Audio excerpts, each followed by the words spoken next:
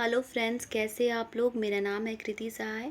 आज से हम लोग लूसेंट सीरीज़ शुरू करने वाले हैं। तो इसमें हम सारे सब्जेक्ट को कवर करेंगे, history, geography, polity, science and miscellaneous portion.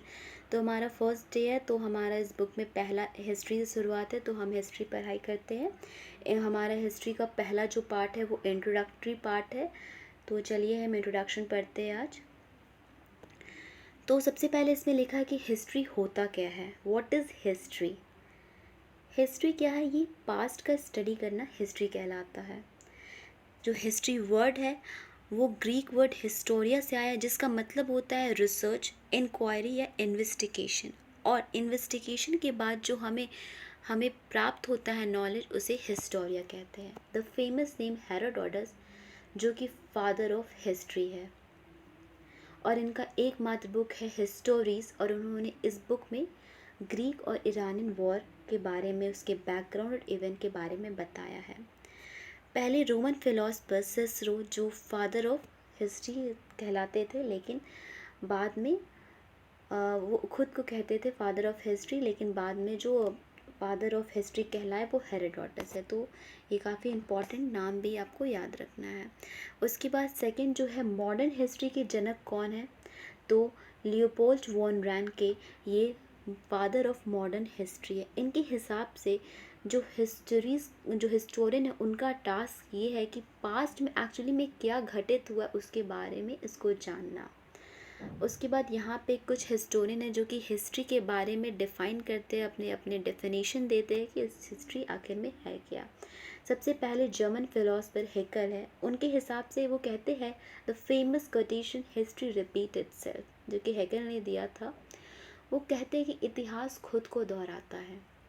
उसके बाद में द फेमस कार्ल मार्क्स, जिसके बारे में हम उनके थॉट के बारे में, उनके आइडियोलॉजी के बारे में बाद में हम अच्छे से पढ़ेंगे, जो कि एक जर्मन इकोनॉमिस्ट और फिलोसफर हैं। उन्होंने इसी लाइन को, हिस्ट्री रिपीट इटसेल्फ, को बढ़ाते हुए, एक्सपेंड करते हुए बोला, history repeat itself first at tragedy and second at first. मतलब हिस्ट्री खुद को दोहराता है।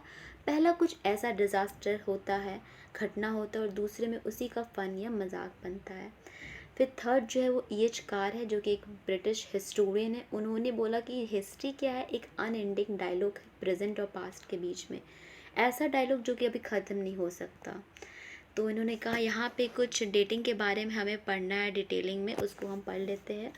जैसे कि यहाँ पे लिखा है कि BC और AD का सबसे पहले हम जान लेते हैं कि इसका फुल फॉर्म क्या होता है। BC मतलब बिफोर क्राइस्ट, मतलब जीसस क्राइस्ट के जन्म के पहले जो भी घटना हुआ उसको हम BC से कहते हैं। जैसे यहाँ पे लिखा हुआ एग्जाम्पल में, गौतम बुद्ध, उनका जन्म हुआ था 563 BC में, और उन्हें परिनिर्वाण 483 BC में। तो यहाँ पे उनके जन्म के पहले सब कुछ घटा, इसीलिए हम उन्हें BC में कहते हैं। सेकंड आते अलेक्जेंडर द ग्रेट, जिनका जो जन्म हुआ है 356 BC में, और उन्हें डेथ हुआ है 323 BC में। उसके बाद आते हैं AD, जिसका फुल फॉर्म एनो डोमिनी है। ये एक लैटिन वर्ड है, और इसका मतलब क्या होता है? In the year of Lord Jesus Christ, Jesus Christ के जन्म से। तो उनके जन्म से जो होगा वो AD में कहलाया। जैसे एग्जांपल, जीसस क्राइस्ट को क्रूज पे चढ़ाया गया, क्रूसीफाइड किया गया 30 AD में। कुशान रूलर कनिष्क, उनको थ्रोन मिला 78 AD में। फिर हजरत मोहम्मद जी जन्म लिए 570 AD में, और उनकी मृत्यु हुई 632 AD में। उसके बाद यहाँ पे कुछ टाइमलाइन सीरीज़ दिया हुआ है। जैसे कि आप देख सकते हैं कि यहाँ पे ज़ीरो के जो भी पहले है, यहाँ पे ज़ीरो नहीं माने कि यहाँ पे जीसस क्राइस्ट का जन्म हुआ है। तो इनके पहले जो है वो BC में, इसके पहले AD में। और यहाँ पे आप देख सकते हैं, यहाँ पे ये बैकवर्ड काउंटिंग हो रहा है। जैसे 1 BC 2 BC, तो पहले 1 BC नहीं आ रहा, पहले 2 BC हो चुका है, देन 1 BC। तो यहाँ पे आप देख सकते हैं काउंटेड बैकवर्ड। उसके बाद यहाँ पे आते हैं, जैसे कि यहाँ पे कुछ खास नहीं, बस लिखा हुआ है कि अगर आप देखिए 500 BC और 2000 BC, अगर बोला जाए कि ये पहले कौन आ चुका है, तो जैसे AD में हम बोलेंगे ऑफ कोर्स कि 2000 बाद में आए, 500 तो बहुत पहले का बात है। लेकिन अगर हम BC में बोलेंगे तो 2000 पहले हो चुका है, देन 500 आया है, इस तरह होगा। उसके बाद फिर हम यहाँ पे जानते हैं AD में तो नॉर्मल है। फिर यहाँ टाइम ग्लॉसरी के बारे में क्या लिखा है, जैसे बोला डिकेड 10 साल, सेंचुरी 100 साल, मिलेनियम 1000 साल। अगर बोला जाएगा सेंचुरी का फर्स्ट हाफ, तो फर्स्ट हाफ मतलब 1/2, तो यानी 1 से लेके 50, 50 साल तक। उसके बाद सेकेंड बोले 51 से 100 तक। ये भी आपका है सिरका, मतलब जिसको डिनोट करते हैं CA और C, इसका मतलब होता है लगभग। अगर कोई हमें डेट अच्छे से पता नहीं है तो हम इसको ऐसे से वैदिक कल्चर, ये हमें ढंग से पता नहीं कि एग्जैक्ट डेट क्या होगा ना, हमें लिखा हुआ पाया गया है, तो हम C करके इस तरह लिखते हैं 1500 to 600 BC। फिर यहाँ पे लिखा हुआ है कि 20 सेंचुरी AD का मतलब क्या होता है, 9। तो इसका मतलब कि 20 अगर सेंचुरी बोला जाए तो आप 19 में सोचिए, अगर 19 बोले तो आप 18 में सोचिए, इसमें होगा। 20 सेंचुरी अगर फर्स्ट डिकेड, मतलब डिकेड क्या हुआ 10 साल, तो 1901 से 1910 तक हो जाएगा। फिर 20 सेंचुरी बोल रहा है फिफ्थ हो जाएगा 41 से लेके 50 तक। 8 बोला जाएगा तो 71 से 80, लास्ट बोला जाएगा 1991 से लेके 2000। 20 सेंचुरी का फर्स्ट हाफ मैंने क्या बोला, 1/2 यानी कि 1901 से लेके 1950 तक।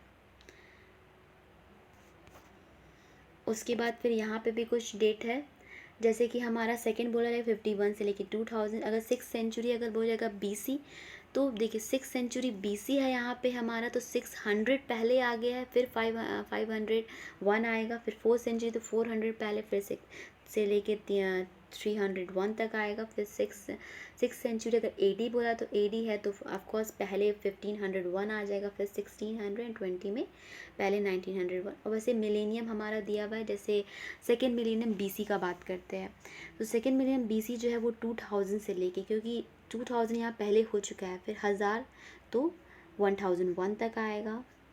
फर्स्ट मिलेनियम का बाद तो 1000 से 1 BC तक। AD का तो नॉर्मल जो 180 से 1000 इस तरह।